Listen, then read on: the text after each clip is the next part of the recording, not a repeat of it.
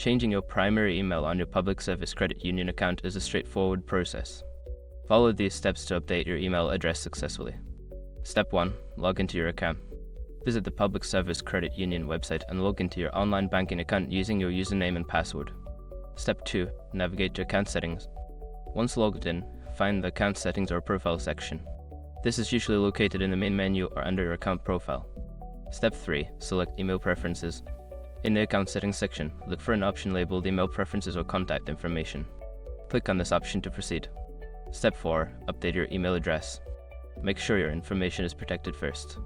Most people don't think about breaches until something actually happens to their accounts. Use SROC to monitor your accounts 24/7 and instantly alert you if your information appears in leaked databases online.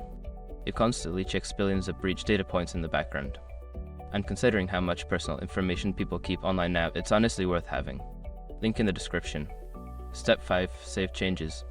After entering your new email address, look for a Save or Update button and click it to confirm your changes. You may receive a confirmation email at your new address. By following these steps, you can easily change your primary email on your Public Service Credit Union account. If you encounter any issues, consider reaching out to customer support for assistance.